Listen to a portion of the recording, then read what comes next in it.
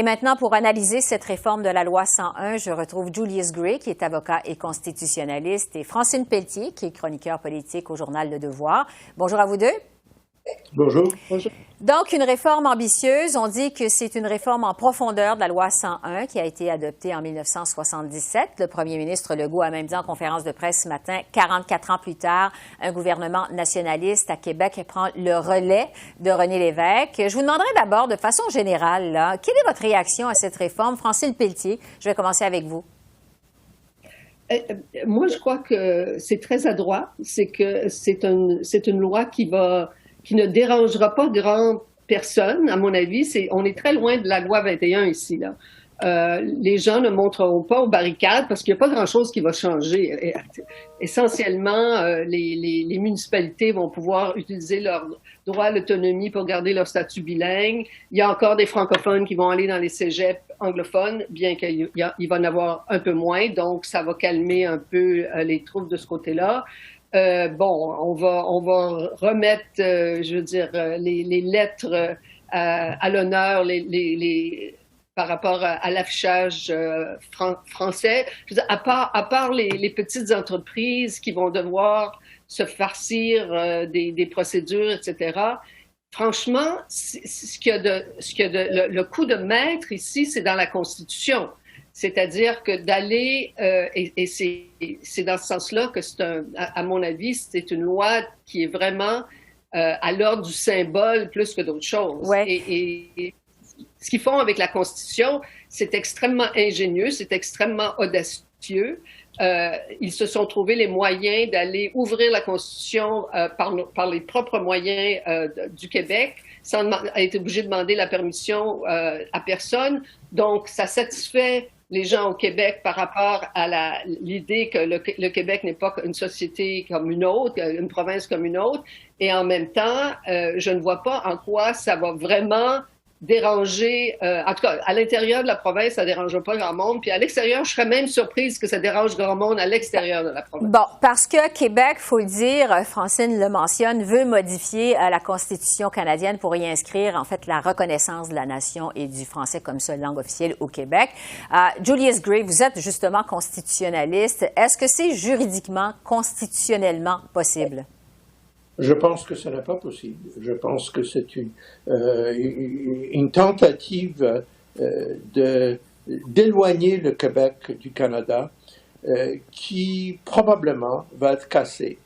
Et bien sûr, il y a des gens peut-être qui vont se réjouir en disant, encore une fois, le Canada nous empêche de faire ce qu'on veut. Mais en réalité, c'est vraiment un geste, à mon avis, illégal. Je pense qu'il s'agit d'une loi qui peut-être ne bouleverse pas la vie de tout le monde, mais en éloignant le Québec du Canada et en créant une bureaucratie énorme. C'est une loi de bureaucratisation. Elle fait du Québec une société moins efficace, moins bonne. Je pense qu'on ne peut pas trouver une seule chose qui sera améliorée par ce projet. Ce qui frappe aussi dès le départ, Francine, vous parliez de la loi 21 sur les signes religieux là, d'entrée de jeu, c'est que le gouvernement du Québec annonce dès le départ l'utilisation de la clause dérogatoire pour permettre l'adoption de sa réforme avant même qu'elle soit contestée devant les tribunaux, comme elle l'avait fait finalement avec la loi 21. Qu'est-ce que vous en pensez de l'utilisation encore de cette clause dérogatoire, Francine? Je pense que c'est une chose terrible. Je ne crois pas qu'il s'agit d'une utilisation légitime de la clause non-obstant. Ce que le Québec nous dit avec ces deux lois-là, c'est quand l'objet en dispute est important pour le gouvernement, il n'y a pas de droits fondamentaux. Francine? Donc, les droits fondamentaux ne sont pas importants. C'est une erreur. Alors, Francine, allez-y, répondez. Je suis d'accord que c'est l'endroit pour moi où le projet de loi est le plus critiquable. C'est qu'encore une fois, on sort comme un espèce de marteau la clause non-obstant. Et je suis d'accord que le Québec ne peut pas continuer à utiliser à tour de bras la clause non-obstant comme si il ne s'agissait pas d'une chose un peu grave juridiquement. Donc, mais je crois que dans ce cas ici, il y a personne dont les droits sont discriminés ici. Les anglophones ne se plaindront pas à l'intérieur du Québec trop de cette loi-là parce que ça va être le statu quo de façon générale. Donc, qui pourrait contester la loi? Ça ne pourrait qu'être à l'extérieur de la province. Et ça fait l'affaire, évidemment, de Legault et de tous les nationalistes francophones qui trouvent qu'il faut se tenir debout devant Ottawa et les lois fédérales. Donc, c'est dans ce sens-là que c'est très adroit.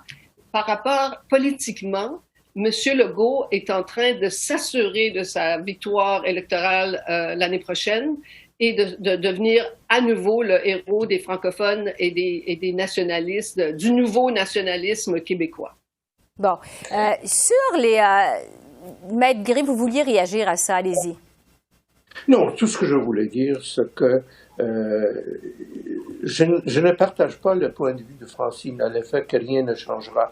Il va y avoir des gens lésés, les gens qui ne pourront pas parler avec l'administration. Dans les hôpitaux, dans les institutions, l'utilisation de l'anglais sera brimée de façon illégitime. Il y a bien sûr l'histoire des cégeps est importante. Les lois seront interprétées non pas pour atteindre leur but nécessairement, mais jusqu'à un certain point pour favoriser la version française. C'est toutes des choses qui vont affecter les gens. Et je suis certain que les gens qui demeurent au Québec, non seulement les anglophones, les allophones et beaucoup de francophones vont s'opposer. Je suis d'accord que ça ne va pas bouleverser la vie de tout le monde d'une journée à l'autre, mais c'est une loi grave et c'est une loi qui brime les droits fondamentaux et une loi qui pourrait constituer un pas vers la souveraineté. Je ne dis pas que c'est un mal en soi, mais sans référendum, comment peut-on faire ça? Bon, le temps file, il reste vraiment juste quelques minutes. Je vous entends quand même sur les différentes mesures qui sont proposées dans cette réforme, comme la création d'un ministère de la langue française, d'un poste de commissaire à la langue française, la volonté aussi d'accorder plus de pouvoir à l'Office québécois de la langue française. Francine, est-ce que vous pensez que ça va avoir des impacts, des résultats concrets sur le terrain, et particulièrement à Montréal?